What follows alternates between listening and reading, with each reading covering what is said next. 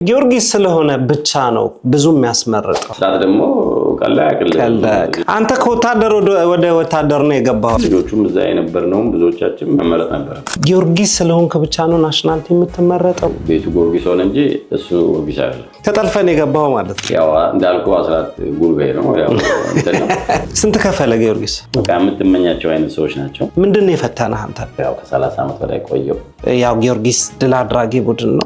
የሆነ አንድ ቲም በቃ ሁሌ ያሸንፋል ምናምን እንደዛ የነበረ ታሪከኛን ገፍታ አባረህ ማንን ልታከብር ነው?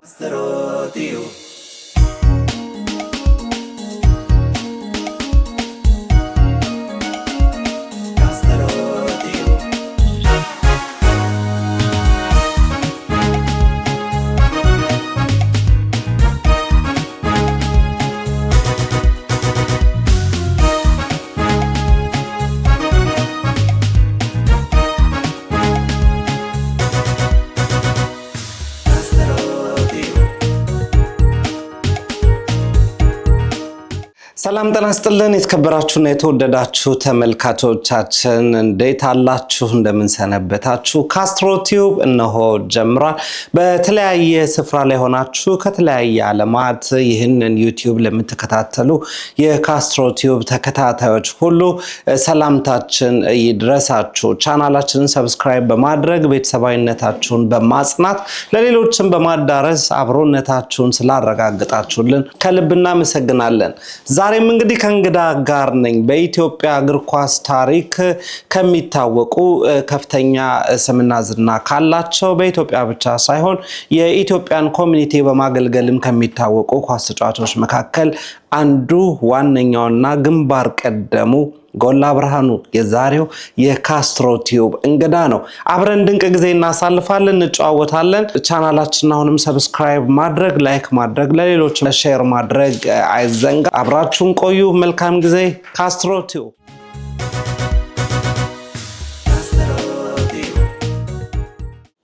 ጎልሻ እንዴት ነው? በጣም ይገርማል። ከ7 ዓመት በፊት አዲስ አበባ ላይ የቅዱስ ጊዮርጊስ ስፖርት ክለብ ሜዳ በሆነው ፋና ቦሌ ፋና ቆይታ አድርገን ነበር። 7-8 ዓመት አዎ። ከዛን ጊዜ በኋላ እንግዲህ ወደ ሀገረ አሜሪካ ከመጣው በኋላ ደግሞ ይህንን ዩቲዩብ ጀምሬ ካገኘኋቸው ስፖርተኞች መካከል አንዱ ሆናል። ስላገኘሁ በጣም ደስ ብሎኛል ጎላ። እኔም በጣም እንግዲህ ከመጀመሪያዎቹ የዚህ ዩቲዩብ እንግዳ በመሆኔ በጣም ደስተኛ ነኝ። እንኳን ደህና መጣ። አገሩ ደግሞ በሰላም እንደሚቀበል እንግዲህ በደንብ አይቻለሁ። በደንብ በጥሩ ተቀብላችሁኛል። ባገኘኋችሁ ሰዓት ሁሉ ምን ጎደለ ምን እናድርግ የሚለው ስፖርተኛ ብዛት በጣም ገርሞኛል። የእውነት ከመጣው ሰዓት ጀምሮ እንደውም ቶሎ ወደዚህ ወደ ዩቲዩብ ስራ እንድገባ በስፖርቱ ዓለም የማውቃቸው ሰዎች ድጋፍ፣ አይዞህ ባይነት፣ አጋርነት በጣም ጠቅሞኛል። አንተም አጠገቤ ስላለ እጅግ በጣም አመሰግናለሁ። ብዙ ነገሮችን እንጨዋወታለን። ከሀገር ቤት እስከ አሜሪካ ድረስ ዝግጁ ነህ? በጣም ደስ ይለኛል። እስኪ እንተዋወቅ በደንብ። ጎላ ማን ነው? የተወለደ? እግር ኳስ እንዴት ጀመረ? ትምህርት ቤትህን እስቲ እንደዚህ ነገሮች እንጀምር። እሺ፣ በጣም አመሰግናለሁ ካስሽ። ያው እንግዲህ እግር ኳስ እንደ ኢትዮጵያ እንደ ሁሉም ስፖርተኛ አጀማመራችን ከሰፈር ነው። በጨርቅ ኳስ ምን እያለ ሁሉም እንደሚያደርገው ነው አስተዳደጌ። ግን እድገቴና ትውልዴ አጋሮ ጅማ አካባቢ ነው ተወልጄ ያደግኩት። ኳስንም እንግዲህ ከልጅነት የጋሽ ይድነቃቸው ሀገር የተወለዱት እዛ ነው ታውቃለህ? ይድነቃቸው በኋላ ሰማሁ። አይገርም? መንግስቱ ኃይለማርያም ይሉኛል፣ አቶ ይድነቃቸው ይባላል። እንግዲህ ተለቅ ያሉ ስሞችን እያነሳን እንቆራባቸዋለን። ጅማ ብዙ ትልልቅ ሰዎች ያፈራች ሀገር ናት እና እዛ አካባቢ ልጅ ነኝ። እዛ ነው ተወልጄ ያደግኩት። ኳስንም እዛ ነው ከህፃንነት የጀመርኩት። ከዛስ እንዴት ነው ወደ ትምህርት ቤት ተጫወት ነበር? ወደ ክለብ የገባህበት አጋጣሚ? እንግዲህ ኳስ እንዳልኩ ከሰፈር ስንጫወት ወደ ትምህርት ቤትም አለ። ግን የትምህርት ቤት ውድድር ብዙም ባይኖር የቀበሌ ነው እኛ አካባቢ። የቀበሌ ውድድር ቀላል አይደለም እና ከቀበሌ ነው ኳስ ምን ጀምረው። ቀበሌ ደግሞ ስትጫወት ጥሩ ከሆንክ ወደ ከፍተኛ፣ ከዛ ወደ ወረዳ፣ አውራጃ፣ ክፍለ ሀገር እያልክ የኳስ አካሄዱ ትንሽ ከባድ ነበርና ብዙ ኳስ ተጫዋቾች በዛ ነው የሚያልፉት። እና ፈተናው እንግዲህ ወደ ላይ ስትመጣ ትልቅ ነው ማለት ነው። በቀላል መሻገር የለም ኳስ ጨዋታው የኛ እንደዛ ነው። እና ከቀበሌ ወደ ከፍተኛ ወረዳ ከወረዳ አውራጃ መድረስ ማለት እንግዲህ አካባቢውን ወክለን ለመሄድ እንግዲህ ከነበረን ካለን እንትን ትንሽ ፈተና አለው። እንደዛ ነው የኳስ አጀማመሬ። እኔም በዛ መስመር ነው የወጣሁት። በዛ እንግዲህ ጥሩ ተጫዋቾችን ነው የምትመጣው። ያን ስጫወት ነው እንግዲህ ወደ ጅማ ላይ ስጫወት ነው ለአውራጃ ስጫወት ታይቼ ወደ ጅማ አንፃ ክለብ መጫወት የጀመርኩት። እዛ ስጫወት ደግሞ ያው ክፍለ ሀገር የመጫወት ቻንስ አግኝቼ ወደ አዲስ አበባ የመምጣት ቻንስ ያገኘሁት በዛ አካባቢ ነው። አዲስ አበባ መቼ መጣ? አዲስ አበባ እንግዲህ ዓመተ ምህረቱን ባላቀው እኔ ለኳስ የመጣሁት እርግጠኛ 82 አየር ኃይል ገባሁት።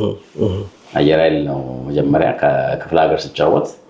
ከዛ ነው ታይቼ ጋሻ ጎስን የሚያውቁ የሀገር አስተዳደር ወንድሜ የሀገር አስተዳደር ይሰራ ነበር። እሱን የሚያውቁ ኮሎኔል ናቸው። ድሮ አየር ኃይል ነበሩ። እሳቸው ለምን እዛ አይሞከርም እና ቢራም ለመሞከር አንዳንድ አለ ያኔ በሰው አይደል ለመሞከር የምታደርገው። እኔም ደግሞ ከክፍለ ሀገር ስለመጣሁ ያው የነበረኝም እንትን አካሄዴ ትንሽ ለየት ያለ ነበር።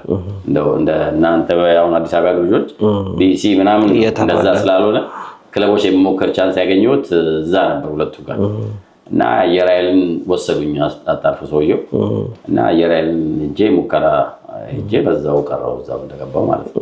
እና ወደ አዲስ አበባ ክለብ የገባው በዛ መንገድ ነው። ስንት አመት ተጫወትክ አየር ኃይል? አየር ኃይል ይገርማል። እንደውም ለትልቅ ክለብ መሰረቴ እሱ ማለት ይቻላል። ያው ክፍለ ሀገር ተጫወት ያው የኳስ እንትን ትንሽ ለየት ያለ ያመጣጥ ትሬኒንግ ሙሉ ነገሩ። ክፍለ ሀገር ደግሞ አዲስ አበባ ስትመጣ ያው ኮምፒቲሽኑም ትንሽ በክለብ ስታንዳርድ ስለሆነ የፕራክቲሱም ሆነ የውድድሩም ክብደት ትንሽ ሙሉ ነገሩ ለየት ይላል። እና አየር ኃይል ግቢ ውስጥ እንግዲህ ነው የቆየሁት። እንግዲህ አየር ኃይል ደግሞ ዋን ኦፍ ትልቅ ከሚባሉ በጊዜው ያው በሙያውም በአየር ኃይልነቱም ሆነ በኳስ ስፖርት አያያዙ ትንሽ ለየት ያለ እንትን ነውና ዲሲፕሊኑ ሁሉ ነገሩ ለኔ የተለየ እንትን ነበርና 82 ነው እዛ አየር ኃይል ካምፕ የገባሁት። ያው ለትራውት ሄጄ እዛው ቀረው። ያው የሚሊተሪ ልብስ ሰጥቶ ትገባለህ። ልብስ ስል ያው ብርድ ልብስ ምናምን የስፖርተኛ ማደሪያ ውስጥ እዛው ቀረው አየር ኃይል እንደ ሚሊተሪ እንትናችሁም እንደ ሚሊተሪ ነው አናናራችሁም ስርዓቱ ምኑ ዞን የሚለየው ምንድነው? ያው በዛው ሙያ ላይ የሚገቡ ልጆች የሙያውን ይሰለጥናሉ። ክላሱንም የሚወስዱ ልጆች ማለት ሙያ ትምህርት አለ።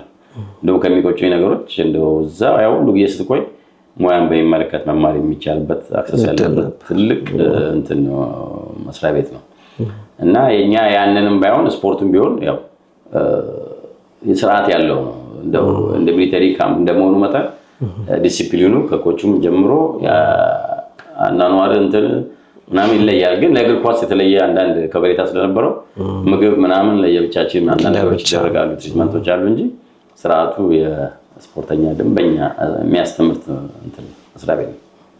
አየር ኃይል ያኔ ባንተ ጊዜ እነማን ነበሩ እስቲ ከሚታወቁት መሀል አብረው የተጫወቱ የምናስታውሳቸው? እንግዲህ አንተ ያኔ ልጅ ካልሆን ከሳሁን ያው በታሪክ አንተ ተሰማችሁ በላ እነ መሰላ ካለወልድ ይባሉ አሉ። እነ ተስፋዬ እነ ገነነ መክብ ግርማይ ካሳይ ጥላውን ዮሴፍ ቡላ ምናምን አብረን የነበርናቸው በዛት እሱ ናቸው። እነ ቢኒያም የማን ልጆች አሉ በያው ለክለብ ደረጃ ያወጡ ከሄዱ ግን ከኛ በፊትም ትልልቅ ተጫዋቾች ነበሩበት እንትን ነው አየር ኃይል። ግን በዛን ጊዜ አምሹ መሰላ ካለወልድ ነቀጣው ማሙሽ ምናምን ይባሉ በኮጂም በወጣት ቡድን በኤሪያ ቡድን ያሳለፉ ናቸው። መጣራለሁ ለማት ተጫዋቾች ነው የወጡበት ከአየር ኃይል እና ስርዓታቸውንና በሚሊተሪም ያሉ ልጆች የሚያደርጉትን አንዳንድ ነገር ስታይ ብዙ ተምረህ የምትወጣበት ነው። ስርዓት የሚያስይዛል። አምሹር ለኔም ለነበረኝ ኳስ እድገት አንደኛ ለማማሩም ስርዓትን ጠብቄ እንደሄድ ያደረገኝ እሱ ተቋም አየር ኃይል ነው። ውድድሩስ በዛ ዘመን ላይ እንዴት ነበረ? ፉክክሩ ያን ዘመን የነበረውን የክለቦች አጠቃላይ እንቅስቃሴ እንዴት ታስታውሰዋለህ? ኳስ ይገርምሃል። እኔ እንደውም አየር ኃይል ከመግባቴ በፊት ለትራዮት ስመጣ መጥቻ አይቼ ነበር። በቡናና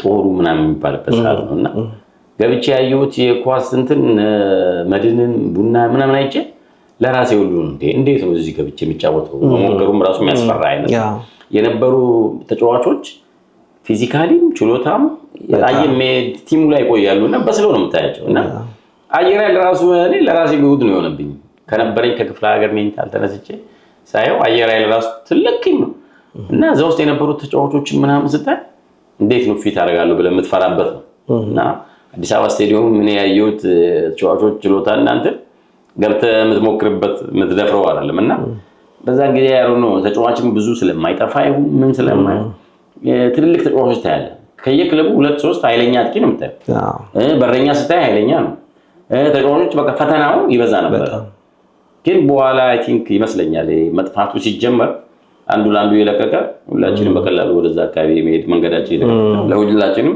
እሱ ነው ይመስለኝ እንጂ ድሮ በዛን ጊዜ በነበረ ሰዓት ትንሽ ኮምፒቲሽኑን ከባድ ነበር ብዙዎቹ ስላሉ ያና ስለቀቀ መግባት ትንሽ የከባድ ይመስለኛል የኳሱ ዘመን ከአየር ኃይል በኋላ ጊዮርጊስ ነው ክለብ ከአየር ኃይል በኋላ እንግዲህ ያው ትልቁ ክለብ ጊዮርጊስ ያው ገብቻለሁ እንዴት ገባህ እስቲ ጊዮርጊስ የገባህበትን እንግዲህ እንዳልከው ነው በአዲስ አበባ ውስጥ ባሉ ክለቦች ላይ መጫወት በራሱ በጣም ከባድ ኮምፒቲሽን የነበረበት ነው ጊዮርጊስ ደግሞ ያኔ በተለይ በጣም ትልቅ ቲም ነው ጊዮርጊስ ለመግባት ትንቅንቆ ኃይለኛ ነው ምንም ጥቅም ኖረው ምናምን አይደለም አሁን በጣም ብዙ ሰው የሚሳሳተው ነገር አለ ጊዮርጊስ ለመግባት ሲባል ጥቅም ስላለው በእናንተ ዘመን ላይ ያለውን ጥቅም እናነሳዋለን እንደው የምታገኙት በጎን ማናቀው ካለ ምስት ነግረናል ግን ከጥቅሙ በላይ ክብሩ ትልቅ ስለሆነ ትልልቅ አሰልጣኞች ስላሉት ትልልቅ አይኖች ስላሉት ጊዮርጊስ መጫወት የማይፈልግ የለም በእድሜ ዘመንምና እንደው ጊዮርጊስ እንዴት ገባ እንግዲህ ጊዮርጊስ ያው ብዙ ተጫዋቾች ድሪም ነው ያው ስሙ ትልቅ ነው ከውጭ የምትመኘው ነው ያው በቀላሉ እዛ ቦታ ገብተህ ሞክረም ትገባበት ቲም አይደለም ትልቅ ቲም ነው ደግሞ ያው ገብቼም ሳየው ዲዘርቭ ብለ ያው ይገባዋል የምትለው የምታይበት መንገድ አለ እኔ አየር ኃይል ያው ሁሉ ነገር ጨርሼ ነው አጋጣሚ ወደ ጊዮርጊስ ልገባ ይቻልኩበት ያው የነበረኝ ወጣት ቡድንም ብሔራዊ ቡድንም እዛ አየር ኃይል እያለሁ ተመርጬ ጨርሻለሁና ይመስለኛል አሁን መብራት ኃይለኛ ቲም ነበር ያኔ እና ኤልያስ እንደጠንክር ምናምን በነበሩበት ሰዓት ዋንጫ በልተዋልና እኔ ደግሞ ያኔ ናሽናል ቲሙ ላይ ያው መጫወት ጀምሬ ብዙዎቹን አውቃቸዋለሁ ጓደኞቼ ናቸውና 81 82 ማለት ነው ናሽናል ቲም የተመረጠው ማን ነበር አሰልጣኝ ናሽናል ቲም ካሳሁን ተካ ወጣት ቡድን ስዩም አባተ ነው እና ወጣት ቡድን እያሉ ነው ካሳሁን የወሰደኝ ካሳሁንም ያው እንግዲህ ለኔ እንትን ወጣት ቡድን ላይ ያለው ትንሽ አለ አይደለ የመሰለፍና አንዳንድ ነገሮች ነበሩ ያው ካለው ከኮቹ እይታ በኋላ ነው ያስገባኝ ምናምንና እንደዛ አይነት ላይ ያለው ሬንጅ ያለው ነው እንደውም ካሳሁን የመረጠኝ ወደ ዋናው ቲም ይገርማልና ናሽናል ቲም ወስዶ ወሰለፈኝ እና ለኔ ያኔ ኮንፊደንስም ሁሉ ነገሬም መሰረት አድርጎ የወጣው በዛ ነውና ስዩም አባተ ደግሞ በጣም የሚገርም እንግዲህ ቡናን ቡና ያሰኘ ታላቅ አሰልጣኝ ነው ስዩም ይገርማል ያው በዛ ሰዓት እንግዲህ የተለየ ኃይለኛ ችሎታ አለው የምትለው ሰው ነው ምንም ሁለቱ አንድ አይነት ናቸው ያው ወጣት ቡድንም ሆነ ቲሙንም መሰረት አድርጎ ያዘ ሰው ነው ግን ያው እንግዲህ አንዳንዴ ምንድነው ያው ማለት አስተላልፈ ተጫዋች ያው በራሱ የራስን ነው የምታየው ኮቹ የሚያየው የራሱ መንገድ አለ ያው በዛን ሰዓት ያው እንደ ናሽናል ቲም ገብቼ ስለተጫወትኩኝ እዛ ለምን አልተጫወትኩም በየገባኝ እንጂ በዛን ጊዜማ እኔ ያው ኮቹም ትክክል ነው እኔም ትክክል ነኝ እዛ ቦታ መጫወት የለብኝም ብለም ታስባለህ እንግዲህ እሱ የሚያየው ነገር የራሱም ይኖራል ግን ያው መሰረቱ ያው ቢወደም ነው የሚመርጥ እኮ ደግሞ ስላየ ነው መመረጡም ቀላል አይደለም በጣም ዋላስ ተመረጠ ያው የሰው ልጅ ያው ሁሌ ጥሩ ነገር ተፈልገለ እና ከዛ እንግዲህ ከወጣት ቡድን ያለው ነው ከዛው ነው የወሰደኝ እና ሁለቱም ጋር አጋጣሚ ሆኖ ካሳሁን ከወሰደኝ በኋላ ናሽናል ቲም መጫወት ተጀምርም እንትና ጋር ማነው ስዩም ወስደን እንጫወት ጀመር እና ሁለቱም ጋር ጫወቼ ነውና ወደ ጊዮርጊስ የመጣሁበት መንገድ ከዛ ነው እና ያው ቲም ከነበሩ ልጆች ብዙዎቹ ወጣት ቡድንና ናሽናል ቲም ጊዮርጊስ በዛን ጊዜ የማት ብዙ አስመረጥ ነበረውም እንትን ያው እንደሱ እንዲያርግ ያው ያስገድዳል ተጫዋቾቹ የማት ዛምና ብዙዎቻችን ናሽናል ቲም ላይ ያለ ነው በዛት አብረን ጊዮርጊስ ነው በዛት እንደው ግን እንደው ጊዮርጊስ ከመግባት በፊት ጎልሽ አሁን ብዙ ጊዜ ሀሜቶች አሉ ለምሳሌ የሌላ ክለብ ተጫዋች ሆነ ስላጋጠመኝም ነው ሲሉ አይ ጊዮርጊስ ስለሆነ ብቻ ነው ብዙ የሚያስመርጠው የተሻሉ ልጆች ሌሎች ክለቦችም አሉ ግን በቃ ጊዮርጊስ ስለሆነ ከጊዮርጊስ ሁሌ ብዙ ይመረጣል ይሉሃል እንግዲህ ያንን ነገር ሰምተህ ሊሆን ይችላል ከገባ በኋላ ደግሞ የምታየው ብዙ ነገር አለ ጊዮርጊስ ስለሆንክ ብቻ ነው ናሽናል ቲም የምትመረጠው ወይስ እዛ ውስጥ ያሉ ልጆችን ራሱ ለመምረጥ ይከብዳል ብዬ ስለማስብ? ያው ምንም መሰለህ ያው አንድ ቲም ላይ አንዳንድ ነገር ሲመጣ እንደዚህ አይነት ነገር ይኖራል። ብዙ ጊዜ እዚህም አንዳንድ ቲሞች ላይ የምትሰማው ነገር አለ። ፌቨር ይደረግላቸው በዚህ ገባ ይባላል፣ ዳኛ ያግዛል ይባላል ምናምን። እኔ ለራሴም እኮ ተማለው ኮለኔ ይብኛል። በቃ እኔ እንግዲህ ልንገራችሁ ብዬ በራሴ ነው ፕሮፍ ማለት ነው። እኔ በነበርኩበት ሰዓት ቲሙንም ስታንዳርድ አውቃለሁ፣ የተመረጠውንም ሰው አውቃለሁ፣ ዳኛም እንዲረዳው የሚያስፈልግ አይደለም። እኔ በነበርኩበትና አትሊስት በነበርክበት ሰዓት ላይ ያለው መናገር ስለምትችል ያው ሌላውን ዳሚት ነው ብለህ ልታስብ ትችላለህ። ያው አንዳንድ ገጠመኞችን ሰው ያገናኙና እንደዚህ ተብሎ በዳኛ በዚህ ታግዞ ቲሞች እንደዚህና ይወራል። ግን ቲሙ ከዛ በላይ ብልህ ናሽናል ቲም ላይ የማራት ሰው ካስመረጠ ዳኛም አይፈልግ ያ ቲም ማሸነፍ አለበት። ጥሩ ቲም ቢሆን ነው ምንም ጥርጥር የለውም። እና ያለውንም ሰው ደግሞ ይመረጥ ይባል እሺ አንድ ወይ የሆነ ፌቨር በለው እኮ እንጂ እንዴት አይነት ነገር ነው 8-9 እና ያ ዝም ብሎ ያው ከእንትን የመጣ ነው። በኋላ ቲሙ እንግዲህ ወይ ሲዳከም እንደ ሀሜት የመጣ ነገር ካልሆነ በስተቀር ለኔ በነበርኩበት ሰዓት እንግዲህ እስካየሁት ዲዘርቭ ያደርጋሉ ልጆቹም እዛ የነበርነው ብዙዎቻችን መመረጥ ነበረብን። ናሽናል ቲም ወጣ ብድን የነበሩ ልጆች መመረጥም ነበረባቸው። ለዛም ነው የተመረጡት። ቲሙም ለዛም ነው ጠንካራ ነው። ሁሌ ዳኛ ያገዝልህ ወይ ህዝብ ስለጨው ሁሌ ያተሸነፈ ቲም ጠንካራ መሆን አለበት፣ ኮች ጠንካራ መሆን አለበት። እና በዛን ጊዜ በነበርኩበት ደግሞ ያው ካሳውን እንትና ነው አስራት አይደል ነው ኮች አስራት ደግሞ ቀላ ያቅል በስራና ስራ ብቻ ላይ ያው እንደ ወታደር ቤት በለውና በጣም ያው ቲሙ ውጤት የሚያገኘው ብዙ ጊዜ በዛ መንገድ ነው። አንተ ከወታደር ወደ ወታደር ነው የገባው? ለምን ከወታደር ቤት ከአየር ኃይል ቤት ወታደር ነው ለኔ አስራት። በዲሲፕሊን ላይ ቀልድ አያውቅም። እንደገና ደግሞ ከእግር ኳስ ተጫዋችነታችሁ በላይ በስነ ስርዓት አንጻችሁ እንድታርጉም ትልቅ ስራ የሚሰራ አሰልጣኝ እንደሆነ አውቃለሁ። ብዙም ተጫዋቾች ሙሉ በሙሉ የሱ ልጆች የሚናገሩት እውነት ነውና በዲሲፕሊን መታነጽ ግዴታ ነው። አስራት ቤት ችሎታ ስላለ ብቻ አይመርጥህም። በቃ ለኔ እንዳልከው ነው። ከወታደር ቤት ወደ ወታደር ቤት በለው። አስራትም ያው ቤቱ ጊዮርጊስ ሆነ እንጂ እሱ ጊዮርጊስ አይደለም ወታደር ነው ያደረገውና ያ ደግሞ ለስፖርተኛ ይመስለኛል ትክክለኛ ይገርማል። የብዙ ተጫዋቾችም ድክመት የምታየው ከእንደዚህ አይነት መበላሸት እና እሱ እንደውም እርሻ ሰብል አሁን አይተው ከሆነ እርሻ ሰብል እሱ በያዛቸው ሰዓት በቃ ገትሮ ይዞ ልጆቹን ያስወጣ እየጠበቀ ምናምን ያው ቲም ተጫዋች አዲስ አበባ ኢትዮጵያ ውስጥ የማት ተጫዋች አለ። ስርዓትን ጠብቆ መሄድ ነው ብዙውን የሚያሸግረው እንጂ ያሉ ተጫዋቾች እንደ ችሎታ የማት ተጫዋች ነው ያለው እና እሱ ያንን ስርዓት ማስጠበቁ አውቆበታል እንትና አስራትና ያ ነገር በጣም ለቲሙ ጠቅሟል ብዬ ነው እና በሄደበት ሁሉ አስራት ትንሽ የምታየው ውጤት እኮ በጣም የዛ ውጤት ነውና ለአንድ ተጫዋች እሱ ነገር ወሳኝ መሰለኝ። አብረው እነማን ነበር ውስጥ የገባህበት አመት ላይ ጊዮርጊስ ቤት እነማን አብረው ተጫወቱ? እንግዲህ ለኔ መግባትም ያው ሙልጌታ ተስፋዬ ርጌቾ፣ ሙልጌታ ከበደ፣ ደሳለኝ፣ ገብረመድህን፣ ጸጋዬ ባቲ ምናምን እና አሸናፊ ምናምን ያው እንግዲህ ሁሉ ቢራ አብረን ነበር ታቡድም ናሽናል ቲም አብረን ነበር እና ያው በእነሱ ምክንያት ነው ወደ ጊዮርጊስም እንድመጣ ያኔ መብራት ኃይል ልገባ ልፈርም ብዬ እነሱ ናቸው በቃ አሰፋን ተጭቀው ምናምን አሰፋ ክፍሌ ነበር እና ጌቾ በተለይ እና ደሳለኝ በጣም እንደገባም ያው ይፈልጉ ነበር።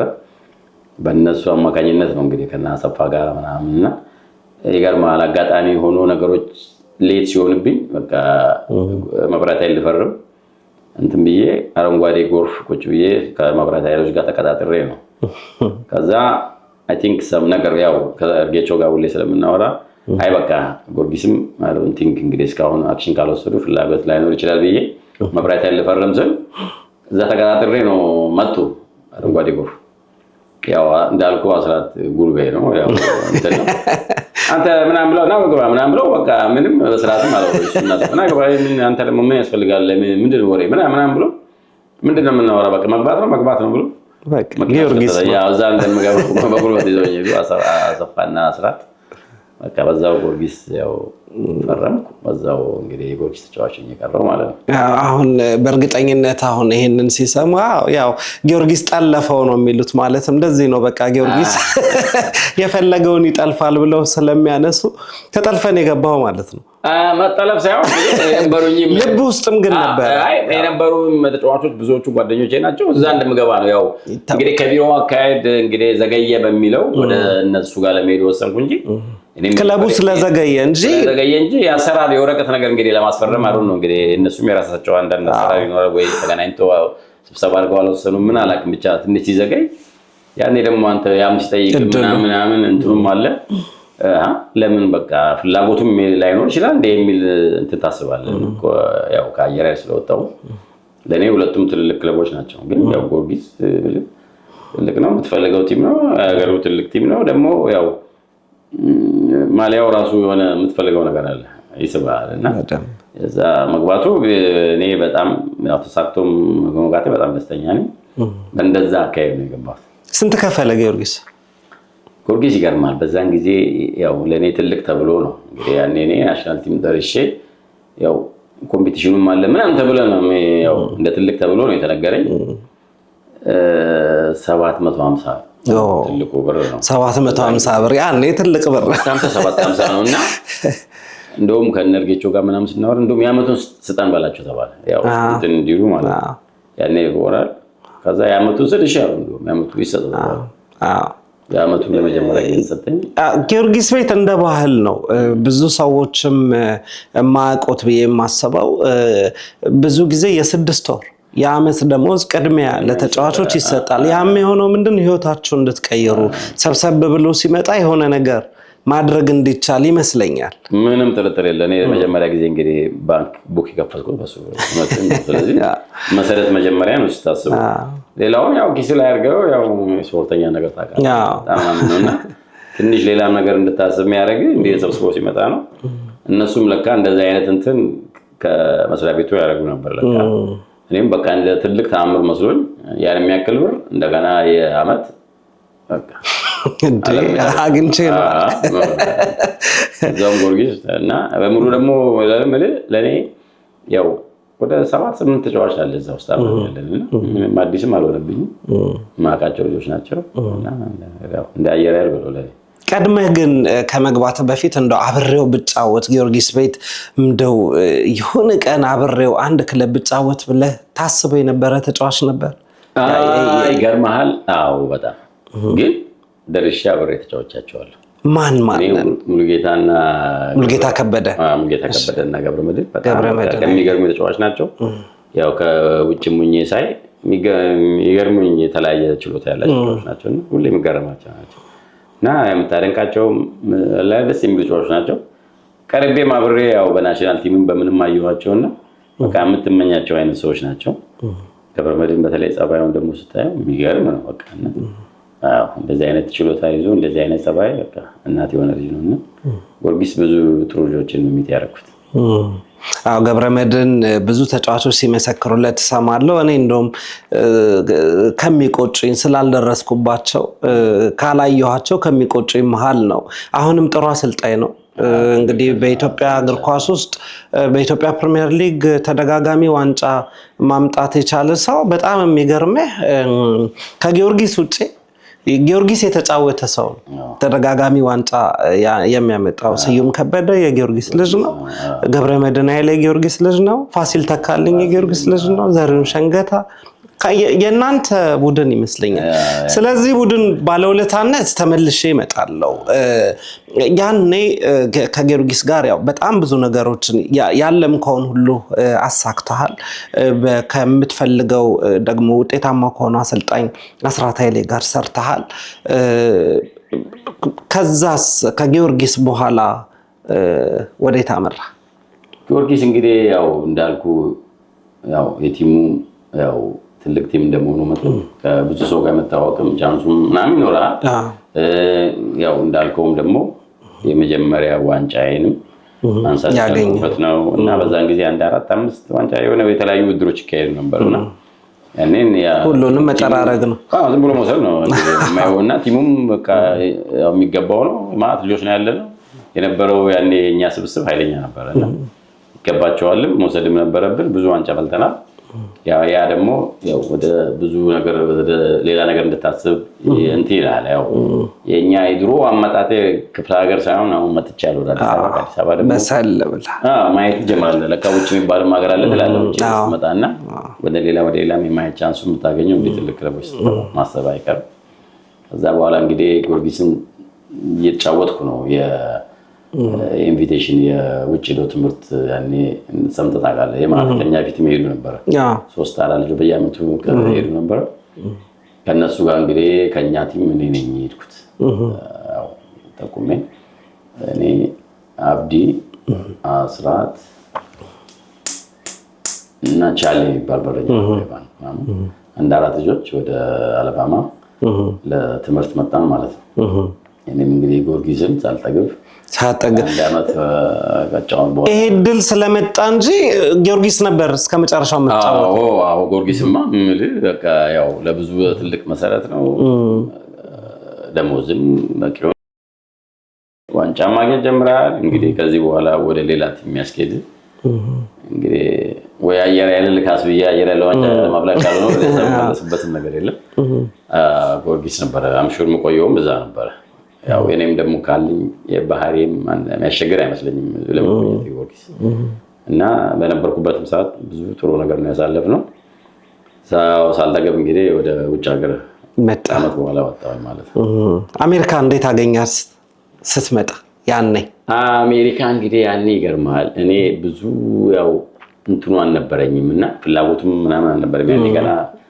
ሞጣበት ስለሆነ እኔ አዲስ አበባ ኳሱን ነበር ገና ምንም መሰለበደም ስላልተጫወትኩኝ እዛች ጋር ነበር ፍላጎቴ ግን ብዙ ሰው ይገፋፋኝ ነበር ተመለይ ምናምን ይሉኛል ያው ውጭ እንደወጣ የሚያገኘኝ ሰው ሁሉ ደጋፊ ሁሉ የጊዮርጊስ ደጋፊ የሚያገኘኝ ሁሉ አንተ ልጅ ወደ ውጭ አሜሪካ ያው ቻንስ ነው በዛ ሰዓት ወደ አሜሪካ መማር ለትምህርት እንዲሁ ይፈልጋል በቃ ወስኜ ያው ወጣሁ አሜሪካን ግን ያው የነበረኝ የኳስ እይታና አንዳንድ ነገር ሁሉ ጭልምልም ነው ያለው እዚህ ስመጣ ምክንያቱም ከዛ መተን ያው ወደ ትምህርት ቤት ነው እንደ ልጅ ቦርሳ ይዘህ ትምህርት ቤት ነው ካምፕ የገባነውና ከዛ ኑሮ ለምደ መተን ወደ ትምህርት ቤት ትልቅ ፈተና ነው በተለይ ደግሞ ብዙዎቻችን የትምህርት ባክግራውንዳችን ተከታትለን በጣም ብዙ ግድ ስለሌለ ወደ እንደገና ወደ ኋላ ተመልሶ ትምህርት ቤት መግባቱ ትንሽ ለብዙ ሰው ፈተና ነው ፍላጎቱም ለምክንያቱም ገንዘብና ኑሮ የለመድክ ሰው ነህ ስም ለምደሃል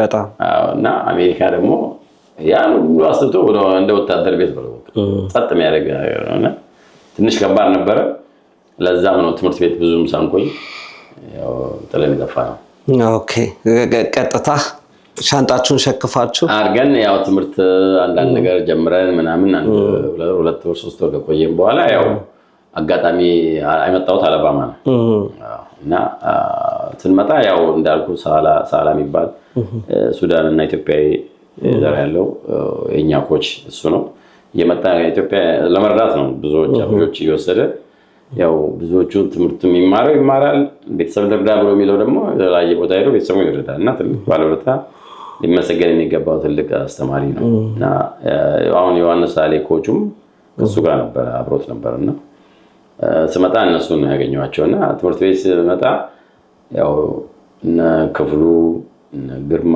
መሰለ በቀለ ብርሃኑ የማት ተጫዋቾች አሉ እዛ ውስጥ እና አንዳንዶቹ ጠንክረው የሚማሩ አሉ በጊዜ ደግሞ ወጥተው ወደ ሌላ ኑሮ የተሰማሩ አሉ እና ያው እኔም ከመጣ በኋላ ሁኔታውን ሳየው በቃ ያው የትምህርቱ ነገር እንደማይሆን መውጣት አለብኝ ብዬ አትላንታ መጣሁ እላለሁ ያው አትላንታ ደግሞ ለመምጣቴ ያው የራሱ ምክንያት አለው ኦኬ አትላንታ ያው ምን መሰለ ለትምህርት ቤቱ ቅርብ ስለሆነ እዚህ አትላንታ አንድ ኮች አለ ታቆይሽ ማን ይሆን እስቲ አቶ እንዳለ ቱፈር አዎ እዚህ ከመጣ በኋላ አግኝቻለሁ በጣም ለብዙ ኳስ ተጫዋቾች ህይወት መለወጥ ብዙ ዋጋ የከፈለ ሰው እንደሆነ ሰምቻለሁ በቅርብ ቀን የኔም እንግዳ ይሆናል በጣም አዎ እንደውም እንግድነት ከሱ ከትልቅ ሰው ቢጀምር ጥሩ ነው አዎ እውነት ነው አዎ እና እሱ ያው ኮች እንዳለ ያኔ ያው እዚህ ለነበረው ኮምፒቲሽን ተጫዋቾች ሲመጡ ያው አንደኛ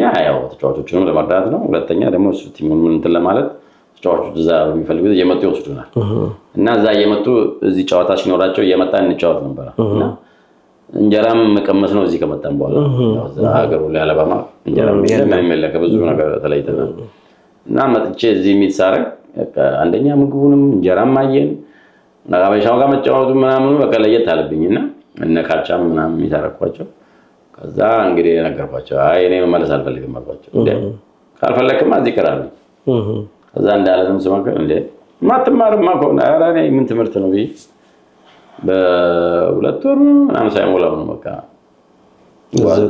ምንም ጓዝም ልበለው እንጂ ጓዝም የለም መጥቼ እዚህ ቀረው አለ አትላንታ እንደዛ ነው መጥቼ ቀረው መቼም አዲስ ለሚመጣ ሰው ያለውን ፈተና ላንተ አልነግርም አሁንም ድረስ አሉ በጣም ብዙ ጣውረድ አለው በተለይ ሀገር ቤት ያለ ሰው አሜሪካ ሲባል ያው መተ ገንዘብ ላይ የምትነጠፍ የሚመስለው አለ ብዙ ግን በተለይ ደግሞ ቀድማችሁ የመጣችሁት ብዙ ዋጋ ከፍላችኋል አዲስ ዓለም ነው አዲስ ነገር ነው እንዳልከው በጣም ብዙ የሚፈትኑ ነገሮች አሉ ምንድነው የፈተነህ አንተ እኔ ከመምጣቴ ጀምሮ እዚህ አትላንታ ከመጣው ጀምሮ የሁሉ ሰው ያለ እንኳን ሳላቅ ወደ አለባማ ለመሄድ ተሰቃይቼ ነው የሄድኩት ከዚህ ብዙ ተሰቃይቼ የሆነ ሰው ረድቶኝ አንድ ኤርትራዊ ነው እንደውም ስንመጣ ያብዲ ዘመድ ነውና እሱ ነው እንደውም ረድቶን ሁሉ ወደ አለባማ እንድገባ ያደረገኝና ፈተናው ትንሽ ቀላል አይደለም ከዛም አልፎ ደግሞ እዚህ ከመጣ በኋላ ለምን ኤክስፔክቴሽን አንተ አሜሪካ ሲባል ሌላ ነው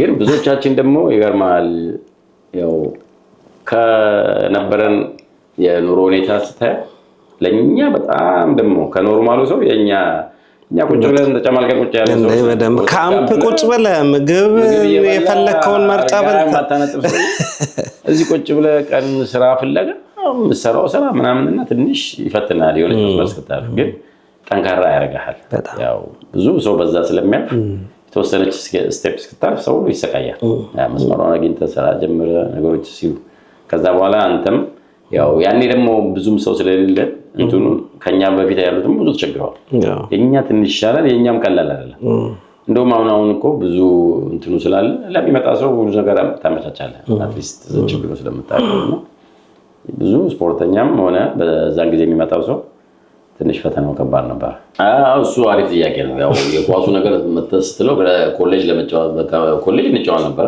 እሱ ሲያልቅ ከዛ የኳሱ ነገር እዚህ ቆሟል ብዙም ነገር የለም ግን አጋጣሚ ሆኖ ያኔ ምን ሆነ እኔ መጣሁበት አካባቢ ገና አምጣቴ ስለነበር የሆነ እንትን ነበር አንድ ክለብ ሊቋቋም አሁን የነበረው አትላንታ ዩናይትድ አለ የዩናይትድ የመጀመሪያ ራከርስ ይባላል ሲጀመር ከሁለተኛ ዲቪዥን ነው የጀመረው እና ምንድነው የሚባለው ስሙ ራከርስ ነው እሱ ሲጀመር አትላንታ ላይ መጀመሪያ ሲቋቋም ትራይአውት ተጀመረ እና ከአለባማ ተነግሯቸው ኮሌጅ ሊሞክሩ ይመጣሉ የኛ ልጆች ማለት ነው እኔ ደግሞ ያኔ ከተማው ለምጃለሁ እዚህ ሀገርና እንደዚህ ብለው ነገሩኝ የምን ስል መጥቶ ሊሞክሩ ከዛ በኋላ የምንድነው ስል ሙከራ ትራይአውት ነው እና ወስጄ አደረስኳቸው ላየውኝ እኔ ትራይአውቱን ማለት ነው ከዛ ሳያ እንደዚህ የሚሞክረው ሰው ሁሉ የሚገርም ሰው ይሞክራል መብት ነው መዝሙር ይችላል ከዛ ይሄ ነገር ብዬ ከሳራ ሲጠሩ እኔ ማብሬ ሄድኩኝ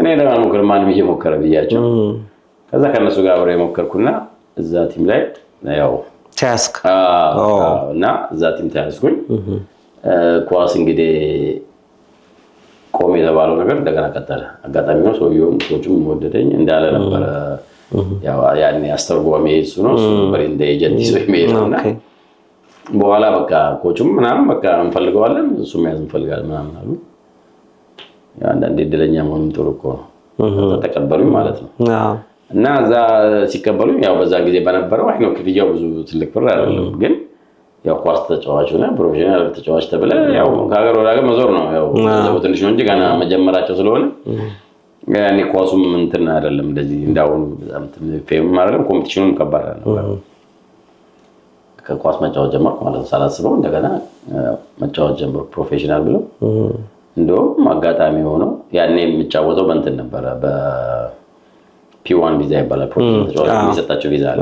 ኳስ ተጫዋች እና በሱ ያርጉ ያጫውቱኝ ነበር አመት ከተጫወትኩ በኋላ ለምንድነው ለዚህ ታዲያ መኖር ትመለሳለህ አሉኝ ጠየቁኝ አይ ስል ሎየር አወራኝ የኳስ ኦነሩ ሎየር ለምን እንደዛ ከፈለክ እንትን ማድረግ ትችላለህ። ለምን ግሪን ካርድ አትፈልግም አለ ለመኖር ሲሉ አይ ምንም ችግር የለም እንዴ እኔ ግሪን ካርድ የሚሰጠኝ ከሆነ እንትን ማለት ፈልጋለሁ ግሪን ካርድማ አግኝቼ ምናምን ብዬ ጠየኳቸው። ምክንያቱም ፖለቲካ ሳይለ አልቀበልም ብለው ነው ሞክረው ነበር። ከዛ እንደዚህ ከሆነ ትችላለህ መቅረት የምትፈልግ ከሆነ ሲሉ ግሪን ካርድማ ከተገኘ ብዬ ወዲያው ጨረሱልኝ እላለሁ ሳላስበው ግሪን ካርድ ይሁሉ ኳስ እንግዲህ ለዚህ ድረስ አመጡ ወረቀቴን ሁሉ በእሱ ነው ያስተካከሉልኝ።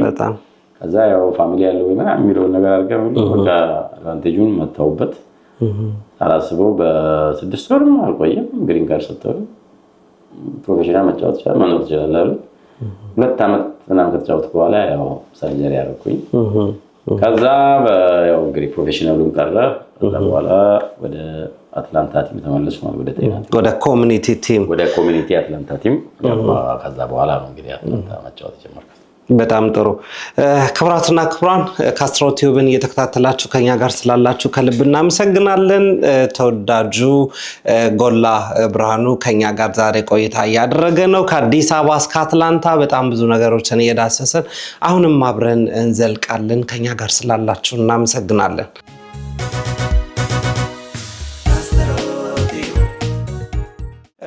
ጎልሻ ቀጥለናል። አትላንታ እንግዲህ አስመጣ ይዛ አስቀርታለች።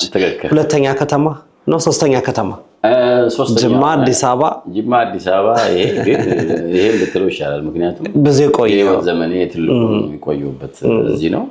ብዙም ሰው ያፈራውበት ብዙም የላይፍ መሰረት ሁሉ ነገሩ እዚህ ስለሆነ ከብዙዎቹ እንግዲህ የሚጠቀሰው አትላንታ ያው ቤቴ በለው የሰው ሀገር ነው እንጂ ቤቴ ማለት ይቻላልና እዚህ እንግዲህ ያው ከ30 አመት በላይ ቆየው እና አትላንታ እንግዲህ ቅድም እንዳልኩ ኮቹ እንዳመጣ ያን ክለብ ካቆምኩ በኋላ ወደ አትላንታ ቲም ተቀላቅያለሁ። አትላንታ ቲም ያው ማለት ያው ትንሹ ብሔራዊ ቡድን በለው ብሔራዊ ተጫዋች ኮሌጅ ሲመጣ እዚህ እንዳለ ያመጣል። እዚህ ያለው የድሮ ተጫዋች ጀምሮ ከድሮ ስም ብዛት አለ ነው እና ከ1 እስከ 11 አንዳንዴ በሙሉ የሆነ ቤንቹ ላይ ሁሉ ናሽናል ቲም ነው ቁጭ ብሎ የሚጫወት እና ድሮ የነበረው ኳስም ቀላል ስለሆነ ያው ፍላጎቱም እንደቀልድ ነው እንጂ አሁን ነው ኮምፒቲሽኑ እየከበደ እንጂ በዛን ጊዜ በእኛ ጊዜ ቀላል ነበር። የማን ተጫዋች ነበር እና እዚህ ቀርቻለሁ እላለሁ።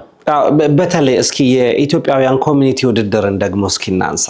ያኔ ከነበረው ጀምሮ በአመት አመት እድገት አለው፣ በአመት አመት ለውጥ አለው። አንተ ደግሞ ከተጫዋችነት እስከ አስተባባሪነት ታውቀዋለህ። የኢትዮጵያውያን ውድድር ከእግር ኳስ ፉክክሩ በላይ በየአመቱ ኢትዮጵያውያን በጋራ የሚገናኙበት የተነፋፈቀ የሚገናኝበት ጂጂያዝ የምችለት ትልቅ ውድድር ነው። በየስቴቱ ሲካሄድ ከቦታ ቦታ ተጉዞ ከቦታ ቦታ ያለ ወዳጅ ዘመድ የሚገናኝበት የተነፋፈቀ የትምህርት ቤት ጓደኛ ሁሉ ከረጅም አመት በኋላ የተገናኘበት እንደሆነ ሁሉ ሰምቻለሁ። እኔ እንኳን ገና የመጀመሪያን ላይ ነው ሲያተል አምልጦኛልና ይሄን ውድድር እንዴት ታየዋለህ? እድገቱን ፉክክሩን ከእግር ኳስም ከእግር ኳሳዊ ውጪም በሆነ ሁኔታ ስታየው ምን ይሰማሃል? ይሄ ይገርማል። ለብዙ ኢትዮጵያኖች ያው ኢትዮጵያን ማስታወሻ ነው። ብዙዎቹ እንደውም ሀገር ቤት አሁን ነው እንጂ ብዙ አይኬድም ነበር እና ያን ዛ ከመሄድ አመቱን ሙሉ ጠብቆ ሰው ኢትዮጵያ እንደመሄድ እዛ ነው የሚሄደው። ፋሚሊውን ይዞ ልጆቹን ይዞ እንደ ጥምቀት አረንጓዴ ቢጫ ቀይ ካንዲራውን ያኛውን በቃ እንደ ጥምቀት ነው እና እንደ ባህል መገናኛ አይነት አድርጎ በየአመቱ ሰው ፋሚሊውን ይዞ የሚንቀሳቀስበት ነው። ለብዙዎቹ ደግሞ የትዳር መሰረትም መገናኛም ነው፣ ሰው መታወቂያ ነው። ከሚገርም ነገር በቃ ድሮ ማጠብቀውን ሰው ከሆነ ሀገር ያየውን ሰው የምታገኝበት ነው እና ሁሌ ያስደነግጣል። እዛ ተናምና ሁሉም ሰው የሚናፍቀው በዛ መንገድ ነው። ማጠብቀውን ወዳጅን ነው የምታገኘው። ወይ ድሮ ኤሌመንተሪ ወይ ሃይስኩል የተማርከው አይተው ማጣቆን ሰው ይከሰትብሃል እና የሚያስደነግጥ ነገር ነው እና ብዙ ገጠመኛለሁ። በጣም ደስታ ነው። ለብዙዎቻችን ደግሞ በተለይ አብረን ተጫዋቾች ልጆች በሙሉ የምንገናኝበት አንድ መገናኛችን ያቺ ነው። በተለይ ለኛ ስፖርተኞቹ ያው ስፖርቱ ስለሚሰበስበው ነው እንጂ ሌላው ሰው ሁሉ ፖለቲከኛው ምንም የሚገናኝበት ነው። ፖለቲካ ስብሰባ ሁሉ በዛ ጊዜ ነው የሚጠራው። ኳሱ ላይ እኮ ትንሽ ነው ብዙ ሰው ያደመው እንጂ ሌላው መገናኛ የግል ምናምናቸው ትምህርት ቤት መገናኛ፣ ፖለቲካ፣ ሙዚቃው፣ ኮንሰርቱ፣ ሙዚቃ ምናምን ድብልቅ ልቦ ይወጣውና ትልቅ አሰባሳቢ ነገር ነውና እንደው በዚህ አጋጣሚ የመሰረቱትም እግር ኳስ ተጫዋቾች ናቸው። እግር ኳስ ያው እንግዲህ ሰው እንዴት እንደሚሰበስብ ነው ትልቅ መሰረት ነው ጥሩ ሄደውና ስቲል እሱን ለውጥ አለው በጣም ከበፊት በእኛ ጊዜ የሚመጣው ሰው ትንሽ ነው የምታየው ሰው ባይሆን ሁሉ መታወቅ ሁሉ ነበር። ተጫዋቾችም ትንሽ ናቸው። የኳሱ ኮምፒቲሽንም ያው እንደምልህ የሆነ አንድ ቲም በቃ ሁሉ ያሸንፋል ምናምን እንደዛ የነበረ ነው። አሁን ግን የምታየው የኳሱ ኮምፒቲሽን ብትለኝ ከባድ ነው። ከዛ በኋላ አሰልጣኝም ሆኜ አየሁት ብዙ ጊዜና ትንሽ ያው የሚመጡ ልጆችም ከባድ ነው። ድሮ አየህ እንዳለ ያው ኮች እንዳለ እዚህ ቅርብ ስለሆነ ከአለባማ እኛ ብዙ ልጆች ይመጣሉ ምናምንና ቻንስ ነበር። አሁን ሁሉም ጋር ቻንስ አለ። ሁሉም ጋር የክለብ ልጅ ነው የክለብ ልጆች ናቸው የሚመጣው በብዛት። ከሱም አልፎ ደግሞ አሁን ክለቦች ሁሉ እኮ ከዛ ያመጡ ፕሮፌሽናል ማጫወቻ ኮምፒቲሽኑ ትንሽ ከባድ ሆኗልና ቁጭ ለምታየው ጌም ነው አሁን ላስት ይር ሲያትል የነበረው ፋይናሉ ጌም ሁሉ በቃ በጣም ኢንተረስትድ ነውና ኳሶቹ አድገዋል በጣም የሰውም ብዛት አምሽው ጨምሯል እና ኢትዮጵያዊነትን የምታይበት ነው። ሁሉን አንድ ሀገር ሃይማኖት ፖለቲካ ሳይል ሰብስቦ ቁጭ የሚያደርግ ነገር ነው። በጣም ትልቅ እንትን ነውና ያው ኢትዮጵያ የማይሄድ ሰው እዛ ቤት ትንሽ ስሜቱን ይወጣል ብዬ አስባለሁ። የአትላንታውስ ቡድን ከዓመት ዓመት ያለው ነገር ምን ይመስላል? እንደገና ከእግር ኳሳዊ ፉክክሩ ውጪ የአትላንታ ቡድን ላይ ምን ፈጥረናል ብለህ ታስባለህ? የአትላንታ ቲም ላይ ይገርምሃል እኛ አሁን ከኛ ብዙ ይጠበቅ ነበር። ብዙ እንደውም ሰርተናል። ምክንያቱም ለብዙ ጊዜ ምንድነው ያው ትልቅ ልጆች ስለነበሩ ብዙዎቻችን በትልቅ ደረጃ ተጫውተው የመጣ ተጫዋች ስለሚበዛበት ወደ ታቹ ብዙ አላየንም እና ሁሌ ውጤት ነው ውጤት እናገኛለን ምናምንና ያው ተኪስ አናዘጋጅ አሁን ብዙዎቻችን ካቆመን በኋላ ወደ ውጤቱ ተጫዋች ማግኘት አልቻለም። እኛ ደግሞ የነበረው አየ ብዙ ጊዜ የውጭ ተጫዋች አሁን ሁለት ይፈቀድላል ብዙ እንደዛ እናደርግም ነበር ራሳችን የምንጨርሰው ድሮ ተጫዋቾ ምናምንና ያ ነገሩ አሁን ተኪ ያለማድረጋችን ስቲል ጎዳንና አሁን የውጭን ተጫዋች ብናደርግ ምናምን እንደ አሰብነው አልሄደም። ግን እንደማንኛውም ቲም ቦካኮ ይመጣል። አሁን እንግዲህ ፌዴሬሽን ስንተኛ ዓመቱ ነው 30 ስንተኛ ደርሷል። ይኸው እስካሁን የአትላንታ ቲም ወርዶ ያውቃል። ዲቪዥን ያልወረደ የመጀመሪያ አትላንታ ቲም ሰከንድ ዲቪዥን ወርዶ ያውቃል። ያ ማለት የቲሙ ጥንካሬ ነው፣ ቀላል አይደለም። ያው ወደ ውጤቱ የሚሄዱ ነገር ከቅርብ ጊዜ በኋላ እየከበደ መጣ። ስቲል ጥሩ ቲም ነው ያለን። ኮምፒቲሽኑ ከባድ ስለሆነ ስታየው ደግሞ ከባድ ነው። ቲሞቹ በየጊዜው እየጨመረ ነው። ስለዚህ ያው አትሊስት አለመውረዳችንም አሁን መውረድ ሁሉ ከባድ ነው። አሁን እኮ ሄደ ሳንወርድ ብለን ነው ተሰቃይተን የምንመጣው አንዳንዴና ይገርመኛል ውድድሩ እንደ ከባድ እንደሆነ። እኛ ድሮ መውረድ አይደለም ከአምስት በላይ ጎል ሳናገባ እንወጣ የውድድሩ እንደ ልዩነቱ እንደ ያረመጣና አሁን ላሉ ልጆች ሁሉ ያው ተተኪ ልጆች ማለት ልጆች ያንጎች እዚህም ጥሩ ልጆች እየመጡ ነው። እዚህ ያደጉ ልጆች እንግዲህ እነሱ ላይ አንዳንድ ነገሮች መስራት እየሞከርን ነው። እዚህ ትንሽ የሀገሩ ሁኔታ አስቸጋሪ ነው። እዚህ ቁጭ ብለህ ልጆችን አሰልጥነ ለውድድር አታገሩ። እዚህ ያለው ሌላ ነው። ኮሌጅ ሄደዋል። ከኮሌጅ ሲመጡ ሰብስበን የምታጫወተው እዚህ ያለው ላጫው ብትል ምን ፊት ያለው ጥሩ ሆነማ አይቀመጥልህም እዚህ ምክንያቱም ኮሌጅ ምናምን ይወስዱታል። እነሱ ሰብስበህ ከሳምንት በኋላ ደግሞ ወስጄል ስትል ያው እንዳሰብነው አልመጣም። ግን አትሊስት እዚህ ያሉትን እንኳን ወደ ሊግ ውስጥ ምናምን የሚገቡበትን ነገር እንግዲህ በአዲስ መዋቅር እንደዛ ነው የታሰበ ያለው። አሁን በቅርቡ የምናደርገው ውድድር ላይ ደግሞ ልጆች የምናይና እንግዲህ ለሚኔሶታው እንዘጋጃለን። በጣም ጥሩ እንግዲህ ሚኒሶታው ላይ ቡድናችንን አትላንታ ለመደገፍ የግድ ወደ ስፍራው ለማቅናት እኛም ብዙ ጥረቶች እያደረግን ነው። በጣም ብዙ በተለይ ደግሞ ከታሪከኞች ላይ ብዙ መስራት እንፈልጋለን። አትላንታ ላይ ብዙ ያልተሰራ ስራ አለ ማለትም እናንተ የጀመራችሁት ብዙ የሰራችሁት ስራ አለ። የጎደለውን ደግሞ የሚመጣው ሁሉ እየሞላ በጋራ መስራት። እዚህ ያለው ማህበረሰብ ትልቅ ማህበረሰብ ነው። ጎልሽ በጣም ብዙ ህዝብ ነው ያለው። በጣም ብዙ ነዋሪ ነው ያለው። እንደውም በብዛት አሁን ላይ የምሰማው በተለይ የቀደማችሁ ተጫዋቾች ላይ ያለው ወቀሳ ህፃናት ልጆች ብዙ አሉ፣ ፕሮጀክቶች ግን የሉም። ብዙ ኮከቦች እያሉ ብዙ የቀድሞ ተጫዋቾች እያሉ ስማቸውን በተለያየ መንገድ ስንሰማ ይገርመናል። ልጆች ላይ ግን አልሰሩም ይባላል። አሁን ቅድም ያልከኝ የነበረው ተተኪ ላይ ያለ መስራት ከህፃናት ይጀምራል። እዚህ ትልቅ ማህበረሰብ እያለ ትልቅ ህዝብ እያለ ምቹ ሁኔታዎች አሉ፣ የሜዳ እጥረቶች የሉ። ለምንድን ነው በበቂ ሁኔታ ፕሮጀክቶች ላይ የቀድሞ የተጫዋቾች መስራት ያቃታችሁ? ይሄ እንግዲህ ይገርማል። ያው የአሜሪካ ላይፍ ያታላል ትንሽ ብዙ ሰው ወደ ግል ላይፉ ያው ወደዛ ኮሚትድ ሆነ ወደዛ የምትሄድ አንደኛ በተፈጥሮ ትንሽ ጠንካራ ሰው መሆን አለበት። ከዛም አልፎ ደግሞ ሙያው ላይ በጣም አለ አይደለ ኮቺንግ ብለህ ጠንክረህ የምትሰራ ሰው ብትሆን ይላል እና ብዙዎቻችን ያው ሌላ ስራው ላይ ስለገባን ያታሉን አላረግንም እንጂ እኔም አሁን ያው በግል ዝም ብለን በመናገኘው እኮ ለማገዝ እናግዛለን። እኔ እንደውም ብዙ ልጆች ይላሉ እኔ ኮሚቴድ ሆኜ ሜዳ ይዤ ምን ብዬ ባላደርግም ለሚያደርግ ሰው ግን በነፃ መጥቼ ማገልገል እንደውም ሙያው የሌለውም አሁን ምልል ያው ያን ስታዘጋጅ አንዳንድ ስቴፖች አሉ። ይሄን ሜድ የሚችሉ ኢንሹራንስ ሜዳ ምናምን ብለው ለሚያደርጉ ሰዎች እኛ ሙያውን ለማድረግ ብዙ ስፖርተኛ ፈቃደኛ ግን ብዙ ጊዜ ስፖርተኛ እንደዚህ አይነት ነገር ውስጥ አይገባም። ያ ገብቶ ያለ አይደል የቢሮ ስራ አስኪዶ ወደዚህ አይመጣም። ያ ድክመት ነው፣ ምንም ሸሸው ነገር ድክመት ነው። ግን አትሊስት እንደው እንደ ቲማችን እንኳን ብናረግ አንድ ሰው እንኳን ቢያረግ የማን ተጫዋች አለ በሙያው ማግኘት ተወኝ እሱ እንደው ለሚከፍት ሌላ ሰው እንኳን ቢኖር ሙያውን በነፃ ለመስጠት ለኮሚኒቲው ሙሉ እንላለን። ይሄን ግን እኛ ያረግንበት የራሳችን ምክንያት ሊኖር ይችላል።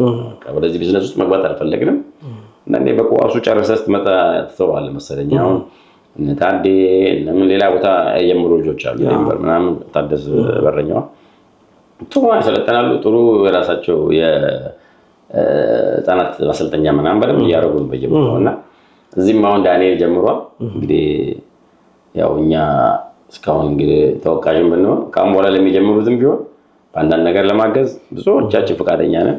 አሁን አንድ ልጅ ማራም ይባል ያለ እሱም ኮች መሆን ይሞክራል እና ዳግምም ሁሌ ይለናል ምናምን በቃ እኛ ፍላጎት የለንም እንደዚህ አይነት ሙያ ላይ ለመግባት በቃ በኳስ ጨርሰናል። አንዳንዴ እኮ በኳስ አትሞትም ብዙ ነገር አለ ኃላፊነትም አለ እውነት ነው ምናምን ሲመጣ ወደዚህ ነገር ውስጥ ገብተህ ምናምን አሮን ትንሽ ከባድ ነው። ግን እንደ ስራዬ ብሎ ይዞ የሚያደርግ ሰው አሁንም እንኳን ስፖርተኛ አይደለም የውጭ ሰው መጣችሁ ለዚህ ቮለንተር አድርጉ ቢላል ለኮሚኒቲው ሙሉ ለነለም 2-3 ቀን እናደርጋለን። ድሮ እናደርግ ነበር እኛ ኢንዶርስ እንጫወት ውጭ ላይ አርገን በነፃ መተን ሜዳ ሰብስበን በነፃ እናሰለጥነው ያው እኛ እዛች ጋር ስለምንጫወት ነው። ግን ያንን እንደ ስራ ይዞ ማስቀጠል አልፈለግም በዚህ ሙያ መቀጠል ስላልፈለገ እና ያ እንግዲህ ያን ለሚያደርግ ሰው ለሚያደርገው ግን ድጋፍ ለማድረግ ዝግጁ ነን አመቻቸትም እንችላለን።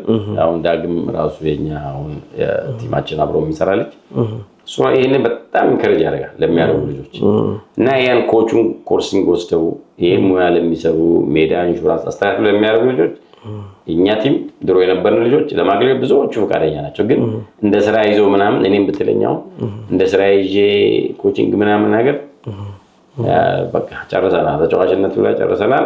ግን እንደ ቮለንተር ለማድረግ እንጂ እንደ ስራ መያዝ አልፈልገውም ነገር እና አሁን ልጆች ምንም ሲኖሩ ጊዜ ያው በጣም ስንት ልጆች አሉ ጎልሽ? እስኪ ስለ ቤተሰብ ንገረኝ።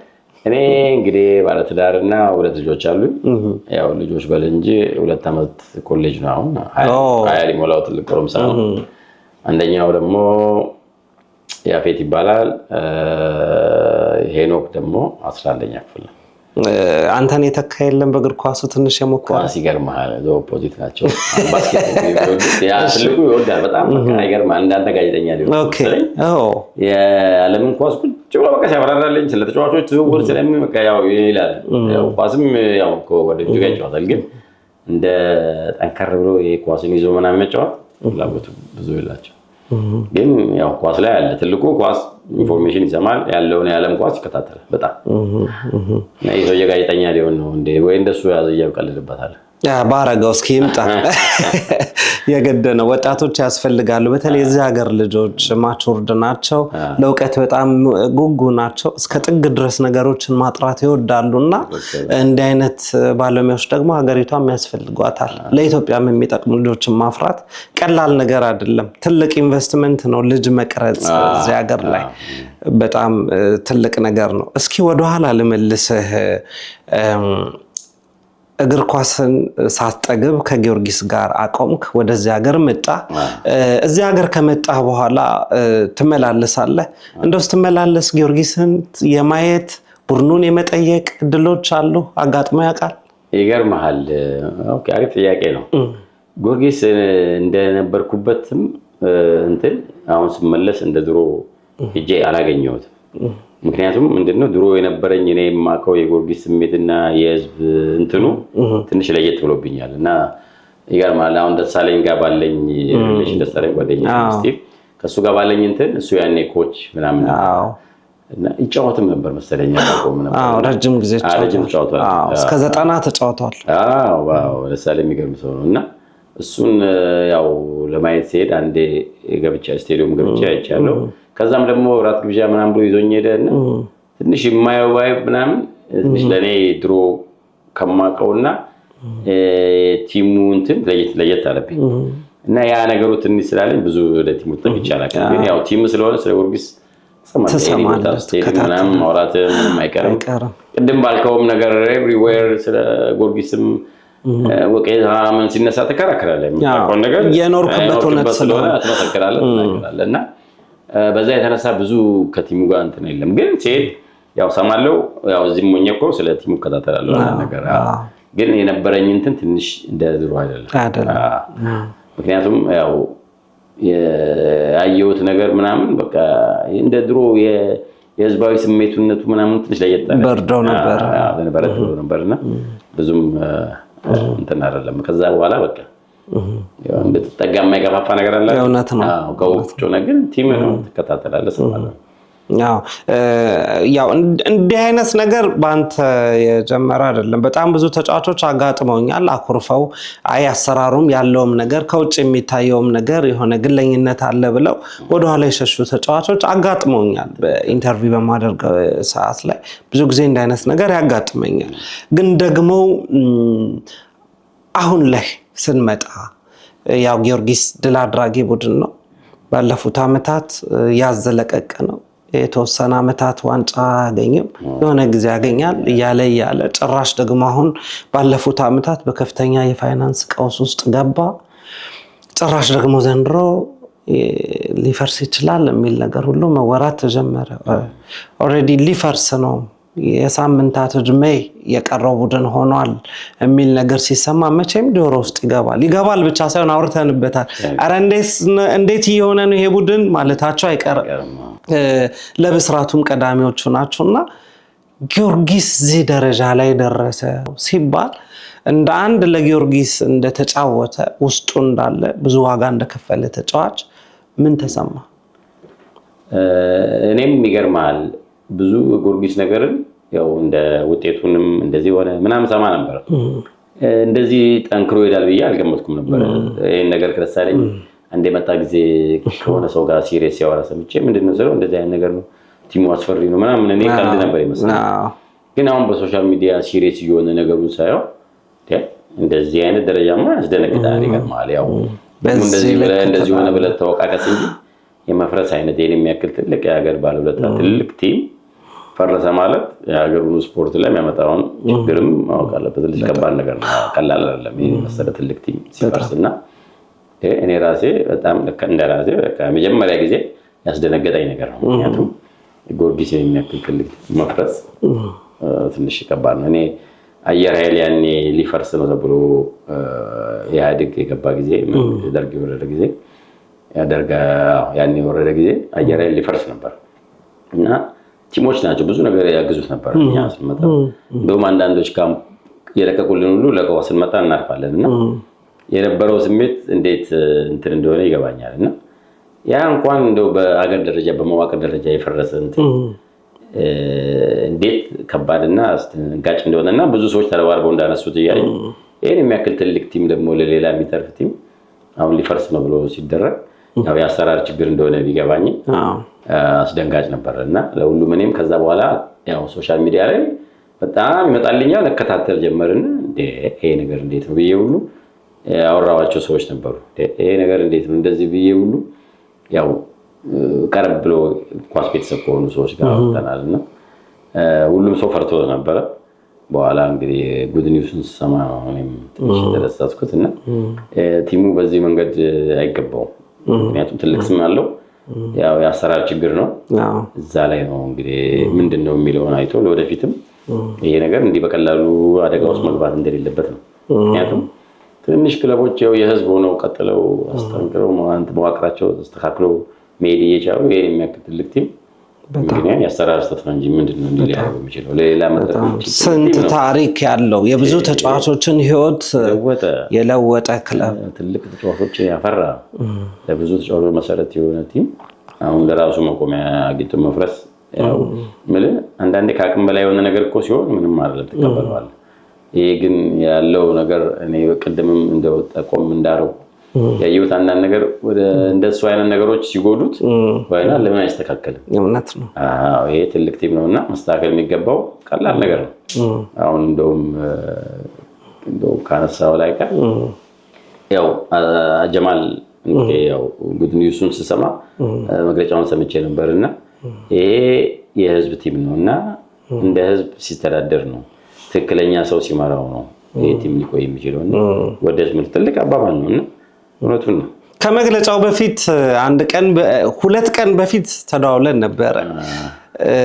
አረ እንደው ማድረግ ያለብንን እናድርግ፣ ምንድነው የሚሻለው፣ በገንዘባችንም በምንም ይሄንን ክለብ ማትረፍ የምንችልበት ሁኔታ እንፍጠር ካሉ መካከል አንዱ አንተ ነህ። እንደውም የአንድ የገቢ ማሰባሰብ ስልት ተፈጥሯል ብዬም ነግሬህ ነበረ። ሌሎችንም ማነቃቃት አለብን፣ እኛም መተባበር አለብን። ይሄ ክለብ እንዲህ ሲሆንማ አይናችን እያየ ቁጭ አንልም ብለህ ነበረ። ትክክል። ከዛ ከሁለት ቀን በኋላ ደግሞ ይሄ ነገር ሳይወጣ በስራቱን አንተ ነው የነገርከኝ። አንድ ነገር ጠብቅ፣ ጥሩ ነገር ያለ ይመስለኛል። እስከዚህ ድረስ ትከታተላላችሁ። የእውነት እየገረመኝ ያለው ሆነ የቀድሞ ተጫዋቾች አሜሪካ የተለያየ ሀገር ላይ ሆናችሁ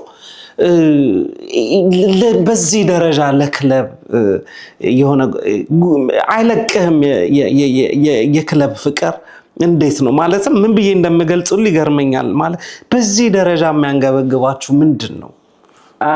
ያው እንግዲህ አንተ እኮ መሰረት ነው። አሁን ቤተሰብ እናት አባት አለ። እነሱን ሁሌ አታውም። ስለዚህ አሁን ለኳስ ደግሞ እናት አባት ነው ስፖርት። አሁን አየርና ጊዮርጊስ እናት አባቶቻችን ናቸው። ለህይወታችን መሰረት ነው፣ ትልቅ ነገር ነውና ብዙ በተለይ በዛ ያለፉ ከኔ በላይ ጨዋታ ልጆች አሉ። እነሱ ደግሞ በጣም እንደሚሰማቸው አውቃለሁ። ምክንያቱም ይሄ ቀላል ነገር አይደለም። አንተ ያለፍክበትና ትልቅ መሰረት ጥሎ ለሀገሪቷ የሚሄደው ይሄ ሀገርም መጉዳት ነው፣ እንደ ሀገርም ይጎዳል ብለህ ታስባለህና ይሄ ቲም አሁን በእንደዚህ መንገድ ፈረሰ ሲባል አስደንጋጭ ነገር ነው። እኔ ከዛ በኋላ ነው እንደውም በጣም መከታተልና ምንድነው ማድረግ የሚገባና ይሄ ነገር ተስተካክሎ ወደፊትም ቢሆን ብዙዎቻችን ዝም አለን እኮ ማጥፋቶች አለ ደጋፊዎች አሉ። ብዙሃኑን ማስተባበር ግድና አትሊስት ቲሙን ማድረግ የሚገባን ነገር ካለ ማድረግ አለበት። ከአቅም በላይ ሆኖ እኮ ማድረግ የምትችለውን አድርገህ ቢሆን ትሰየው። ግን ቁጭ ብለህ ቲሙ ፈረሰ ሲባል በጣም በዚህ ዘመን ያናዳል። እና እኔ ያ አሳሳቢ ስለሆነ ከብዙ ልጆች ጋር አወራ ነበር ይሄን በሚመለከትና አጋጣሚ ሆኖ ያወራሁት የቅርብ ሰው ስለሆነ ስለ የኳስ ቤተሰብ ሰው ነውና ያው እሱ አንዳንድ ነገሮችን ጠቆመኝ። እንደዚህ አይነት ነገር አለ እንደዚህ ምናምን ነገር ሰማ አትሊስት አረጋጋውና ለአንተ ካንተ ጋር ያወራ ነው ያንን ነውና አትሊስት ጉድ ኒውስ ነው ከሱ ሰማሁት። እሱም እንደዚሁ ቤተሰብ ነው። እኛም ስፖርታችን እዚህ የሚያግዝ ልጅ ነውና ጥሩ ሰው ነው። እሱም በጣም ይከታተላልና እና እንደዚህ ያለ አይደለ ኮንሰርን ነው የሚከታተሉ የማሰዎች ያሉ ቲሙ መጎዳት የለበትም። እና ሹር እንግዲህ አሁን ተጫዋቾች ያው ስቴፕ አፕ አድርገው መለወጥ የሚገባቸውን ነገር አስተካክለው የህዝብ መሆን አለበት። የህዝብ ሲሆን ህዝብ ነው፣ ህዝብ አይወድቅማ። እውነት ነው። እና እንደሱ አይነት ነገሮች ግለሰብ ላይ ስትንጠለጠል እንደዚህ ዋጋ ትከፍላለህ። በጣም የሚያሳዝነው ሲስተም መዘርጋት አለበት ሁሉ። አሁን አትሊስት አለ አይደል እንዴት ነው አንተ በሰው ቆሞ መውደቅ የለበትም። የህዝብ ከሆነ ግን ህዝብ አይወድቅም። ይሄ ሁሉ ህዝብ ደግሞ በአንዴ ሊወድቅ አይችልም። ስህተት ሊኖር ይችላል፣ መስተካከል ይቻላል። ስለዚህ እንደዛ አድርጎ ወደ ህዝብ ተመልሶ አትሊስት መስራት የሚገባቸው ትክክለኛ መዋቅሩ ተስተካክሎ እንደዛ ቢሆን ብዙዎቻችንም ከውጭም ማድረግ የሚገባንን ማስተካከል ማገዝ አይዲያ መኮሼት ተደረገ እንጂ እንደ ውጭ ሰው ሆነ ስዛም ስትሄድ እንደ ውጭ ሰው ነው ትሪት የምትደረገውና ቲም ሆኖ እንድትሸሽ ያደርጋልና እሱ ነገሩ ትንሽ የነበረው ነገር ጥሩ አይደለም። አምሹር እግዚአብሔር ለምክንያት ነው። አሁን እንደውም ይሄን በሚመለከት ስብሰባ ላይ ያየዋቸው የድሮ ተጫዋቾች ገብሬ ምናምን ያ ትልልቅ ልጆች አሉ ይሄን ቡድን የታደጉት ያንተ ዘመን ተጫዋቾች ናቸው። በቀደምም ኦፍሪከርድ ስናወራ ነበረ። በዚህ ሰዓት ላይ እንግዲህ እኔ አስታውሳለሁ የዛሬ 3 ዓመት አሁን ያሉት እነ ሰለሞን መገርሳ፣ ስዩም ከበደን ምናምን በጣም ትልቅ ፕሮግራም ጽህፈት ቤት አዘጋጅቼ ጠርቻቸው ነበረ። ብዙ ጊዜ ይሄ ቡድን ተገፍተናል የሚል ስብስብ ነው። ተገፍተናል፣ የሚያቀርበን የለም፣ ወደ ጊዮርጊስ ቤት ስንመጣ የምናየው ፊት ልክ አይደለም ይሉኝ ነበረ። እንግዲህ ያንን ለመስበር ሙከራ አድርጌያለሁ። ብዙ ጊዜ ታሪከኞች ሲመጡ ወደ ጊዮርጊስ ቤት ያው ግፍ ያለ እኔ ጋ ያንን የማይፈልጉ ሰዎች አሉ ይኖራሉ። ግን አንዳንዴ ታሪክን አትፍቅም። ታሪከኛን ገፍተህ አባረህ ማንን ልታከብር ነው? ስለዚህ በዛ ምክንያት ብዙ እኛ ዋጋ ከፈልኩ አልለውም። ዋጋ የከፈሉትን ግን ወደ ጊዮርጊስ ለመቀላቀል ጥረት አድርጌያለሁ። እነዛ የዛሬ 3-4 ዓመት ክለባችሁ ነው ታሪካችሁን እስኪናውጋ ብዬ የጠሯቸው ልጆች ዛሬ ይሄን ክለብ ሲታደጉ ሳይ የተሰማኝን ነገር ልነግርህ አልችልም። ያ ትውልድ በ300 እና በ200 ብር የተጫወቱ ለጥቅማቸው ሳይሆን ለክለብ ፍቅር ዋጋ የከፈሉ ልጆች ዛሬ ጊዮርጊስ እንዲሆኗል ሲባል ተሰብስበው ክለቡን ታድገውታል። ስለነሱ ምን ትላለህ? በእውነቱ ያው ዘገየ ነው የምለው እኔ። ግን አትሊስት መቼም ቢዘገይም ወደ ትክክለኛው መስመር ላይ እየሄደ ስለሆነ ሊመሰገን ይገባል። ይሄ አሁን የምልህ ያው የጠራቸው ልጆች ሙሉ እዚህም አሉ እነ ዳኛቸው ምናምን የሞቱ አሉ ለቲም በጣም ይሄ አትሊስት የሆነ ነገርማ መፈጠር አለበት። እዛ ያው ተጫዋች ማለት በየክለብ እኮ ሄደው ቲም ኮች እያደረጉ ቲም ቢልድ የሚያደርጉ ናቸው። አሁን ማያቸው እንግዲህ እዛ ውስጥ ያሉ ልጆች በሙሉ ብዙዎች ሌላ ቲም ሄደው ቢልድ አድርገው ቲም ዋንጫ የሚያደርጉ። ስለዚህ ይሄ ሁሉ ሰው እንዴት ነው እንደ ቦርድ ላይም እንደ አመራርም ሆኖ ይሄን ስራ መስራት የሚያቅተው ምን ስለሆነ ምን ካልኩሌሽን አለው? ከኳስ ጨዋታ ኳስን ከመምራት ምን ያህል የሚከብድ ነገር አለ? ስለዚህ እንደዚህ አይነት ነገሮችን አሳልፈ መስጠትም የለብህም መሆንም የለበትም።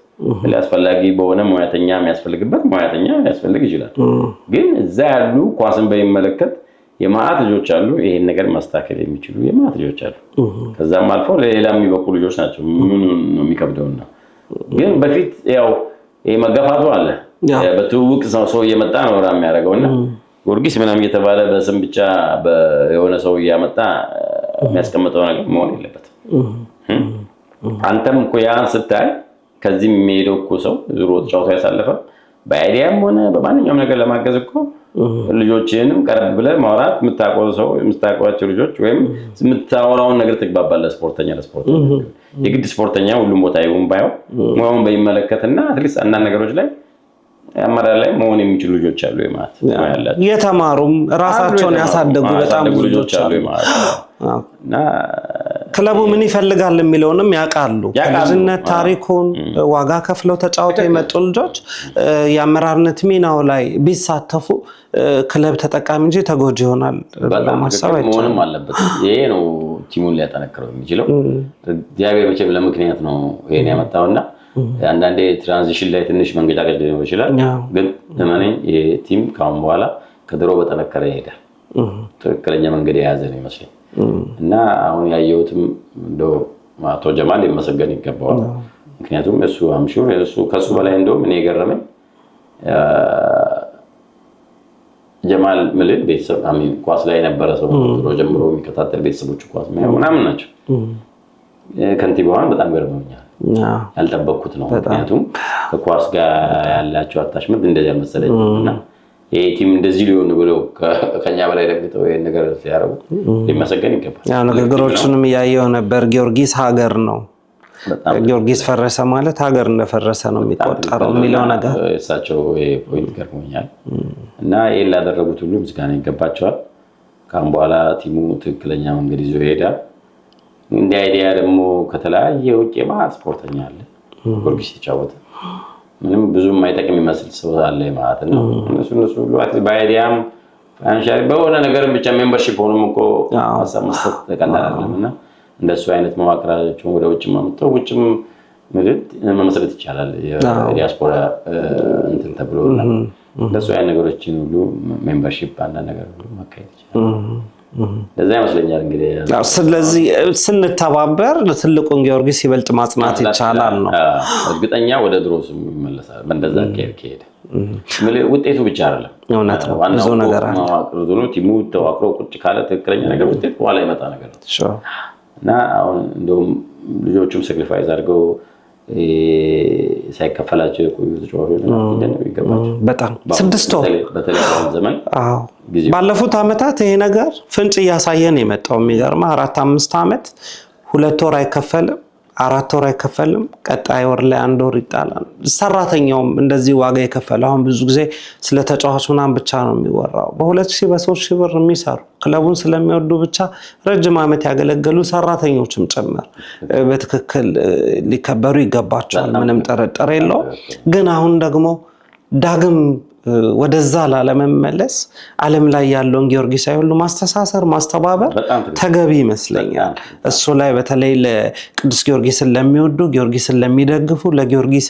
ዋጋ ከፍለው ለተጫወቱ ተጫዋቾች ምን መልእክት አለ እንግዲህ ያው አንድ ትልቅ ፈተና መጥቶ ሄዷል ስለዚህ እንግዲህ ከዚህ አደጋ ለትምህርት የመጣው የጊዮርጊስ መናጋትና የዚህ መናጋት እርግጠኛ እኔም እንደታሰበኝ ከኔ በላይ ብዙ የተጫወቱ ልጆች ያሳስባሉ ስለዚህ እና ያው ሁሉም ሰው ስለ ቲሙ አሁን ጆሮ መስጠት ያለበት ይመስለኛል ሁላችንም ቲሙን ትንሽ ተጫውተን እንዳለፍንበት ቲም ያሳደገን ቲም እንደመሆኑ መጠን ሁሉም ሰው ጆሮውን ሰጥቶ ያለው ነገር በቅርብ መከታተል ማድረግ የሚገባውን ደግሞ እንደ ግዴታ እንደ ድሮ ተጫዋችነት እንደ ሜምበርሺፕም ይሁን እንደ ውጭ አባል በመሆን አስፈላጊውን ነገር ከውጭ ሆኖ ማገዝም ይቻላል ተጋብሎ መነጋገርም አንድ ነገር ነውና አትሊስት እንግዲህ ያው ይሄ ትምህርት ሆኖ ሁሉንም ካም በኋላ ይሰበስባልና ሁሉም ካም በኋላ መተው ሳይሆን ተጋብሎ መከታተል ይበልጥ መቅረብ ይመስለኛል እጅግ በጣም አመሰግናለሁ ጎልሻ ጥሩ ቆይታ አደረገ ያላነሳነው ነገር ያለ አይመስለኝም ግን በተግባር ደግሞ ምናነሳቸው ብዙ ጉዳዮች ይኖራሉ ወደፊት አብረን ብዙ እንሰራለን በተረጋጋሚም ደግሞ በተለይ ከተተኪዎች ጋር ከአትላንታም ጋር በተያያዘ ሚኒሶታ ላይም እንገናኛለን ብዬ አስባለሁ ስለነበረን ጊዜ ከልብ ነው ማመሰግነው እንደው በስተመጨረሻ ማለት የምትፈልገው ነገር ካለ እድል ስጥ እንግዲህ ያው በስተመጨረሻ ብዙም ማለት ፈልገው የለም ብዙ ነገር ያለ ይመስለኛል እንግዲህ ያው የረሳኋቸው ተጫዋቾች ስም ሳልጠቅስ ያለፍካሉ እንግዲህ ይቅርታ ያው እንግዲህ ኢንተርቪው ላይ እንደዛ ይፈጠራል ወደፊት እንግዲህ ያው አትላንታ የማተጫወቾች አሉ ብዙ ሰው እንግዲህ የሚታረጋለ ስራ መተሳካ እንዲሆን እመኛለሁ እጅግ በጣም አመሰግናለሁ ጎልሻ ስለነበረን ጊዜ ከልብ አመሰግናለሁ ክብራትና ክብራን ካስትሮቲዩብን እየተከታተላችሁ ከኛ ጋር ስለነበራችሁ ከልብ አመሰግናለሁ የኢትዮጵያ ወጣት ብሔራዊ ቡድን ዋናው ብሔራዊ ቡድን ቅዱስ ጊዮርጊስ አየር ኃይል የተጫወተው አትላንታ ላይ ረጅም ስራዎችን በእግር ኳሱ እየሰራ ካለው ጎላ ብርሃኑ ጋር ያደረኩት ድንቅ ቆይታ ይህን ይመስል ነበር ቻናላችንን ሰብስክራይብ አድርጉ ስለነበረን ጊዜ አመሰግናለሁ ሳምንት በሌላ እንግዳ እንገናኝ እናመሰግናለን